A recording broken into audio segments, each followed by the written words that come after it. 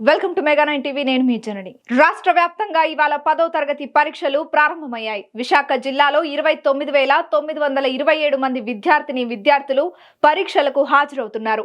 ఇవాల్టి నుంచి ఏప్రిల్ 1వ తేదీ వరకు పరీక్షలు జరుగుతున్నాయి.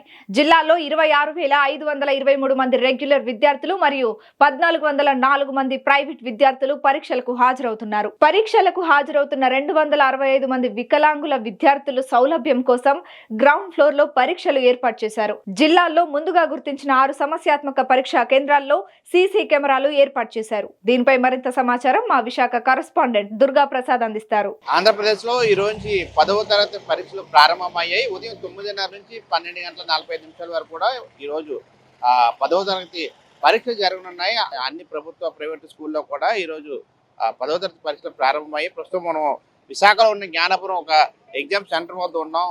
విశాఖ జిల్లా వ్యాప్తంగా 134 పరీక్షా కేంద్రాల్లో కూడా 29,927 మంది విద్యార్థులు 10వ తరగతి పరీక్షలకు హాజరు కానున్నారు. అయితే సమస్యాత్మకంగా ఉన్న సెంటర్ ఒక 6గా గుర్తించారు. 6 సెంటర్లో కూడా 6 పరీక్షా కేంద్రాల్లో కూడా సీసీ కెమెరాలు ఏర్పాటు చేశారు. అదేవిధంగా పరీక్షా కేంద్రాల వద్ద 144 సెక్షన్ కూడా ఏర్పాటు చేశారు. అదేవిధంగా పటిష్టమైన పోలీస్ బందోబస్తు కూడా ఏర్పాటు చేసి క్షుణ్ణంగా హాల్ టికెట్ పరిశీలించి ఎగ్జామ్ సెంటర్లోకి ప్రవేశపెడుతున్న విజువల్స్ కూడా మనం చూడొచ్చు. ఏదైతే విద్యార్థులు తెల్లవారుజామునే పరీక్ష కేంద్రానికి రావడం జరిగింది. ఎందుకంటే 9:30 వరకు ఎగ్జామ్ ప్రారంభం నేపథ్యంలో 8:30 ప్రాంతంలోనే విద్యార్థులు చాలా మటుకు కూడా చాలా సెంటర్లో ఎగ్జామ్ సెంటర్ వద్ద కూడా రావడం జరిగింది. తమ యొక్క ఏదైతే హాల్ టికెట్ నెంబర్ చూసుకొని కోడ్ ఏదైతే స్కూల్ కోడ్ ఉందో ఆ కోడ్ పరీక్షించుకొని హాల్ టికెట్ నెంబర్ సరిగా చూసుకొని విద్యార్థులు తల్లిదండ్రులు కావచ్చు విద్యార్థులు కూడా పూర్తి స్థాయిలో క్షణించి చేసుకొని లోపలికి వెళ్ళడం జరిగింది. అయితే ఏదైతే జిల్లాలో ప్రధానంగా విశాఖ జిల్లాకు సంబంధించి 134 పరీక్షా కేంద్రాల్లో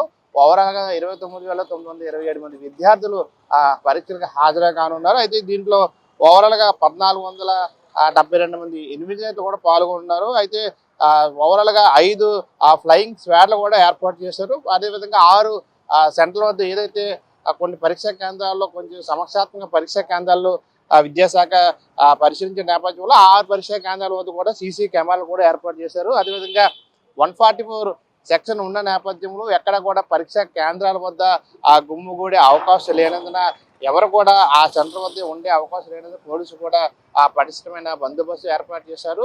సెంట్రల్ వద్ద కూడా పోలీస్ పహారా కాస్తున్న మన విజువల్స్ కూడా చూడొచ్చు. మరి విద్యార్థులు 8:30 ప్రాంతంలో చాలా మటుకు హాజరు కావడం జరిగింది. ఓవరాల్గా మనం విజువల్స్ చూస్తున్న ప్రకారంగా తల్లిదండ్రులు కూడా ఆ స్కూల్ ఆవరణ ముందు ఏదైతే విద్యార్థులు పరీక్షా కేంద్రానికి రావడం జరిగిందో విద్యార్థుల యొక్క తల్లిదండ్రులు కూడా సెంటర్ బయట వేచి ఉన్న పరిస్థితి మనం చూడవచ్చు. మరోవైపు వేసవి తాపం ఎక్కువ ఉన్న నేపథ్యంలో వేసవిలోనే తమ విద్యార్థులు తమ పిల్లల కోసం బయట తల్లిదండ్రులు వేచి ఉన్న మనం విజువల్స్ కూడా చూడవచ్చు. మరోవైపు ఆర్టీసీ కూడా ప్రత్యేకమైన సర్వీస్ కూడా ఇవ్వడం జరిగింది. ఎవరైతే 10వ తరగతి పరీక్షలు రాస్తున్నారో వారందరూ కూడా ఉచిత బస్ సర్వీస్ కూడా ఏర్పాటు చేసింది. దాన్ని వినియోగించుకోవాలని కూడా ఆర్టీసీ ఇప్పటికే కోరడం జరిగింది. అయితే ఎవరైతే ఈ ఎగ్జామ్ రాస్తున్న 29,927 మంది విద్యార్థుల్లో ఓవరాల్గా అబ్బాయిలు మాత్రం 15,094 అబ్బాయిలు ఉన్నారు. అదేవిధంగా 13,429 మంది అమ్మాయిలు ఉన్నారు. ఓవరాల్గా 29,927 మంది విద్యార్థులు విశాఖ జిల్లా వ్యాప్తంగా ఉన్న 134 సెంటర్లు కూడా పరీక్ష రాయనున్నారు. అయితే ఉదయాన్నే తమ సెంటర్ వద్ద కూడా బారులు తిన్న పరిస్థితి కనిపిస్తుంది.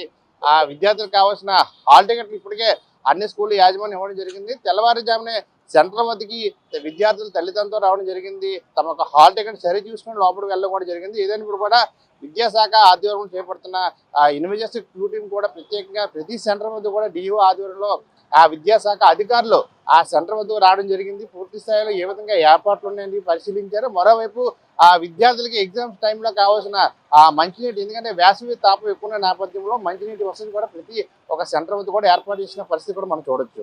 గణేష్ దుర్గా ప్రసాద్, మెగా 9 టీవీ, విశాఖ నుండి.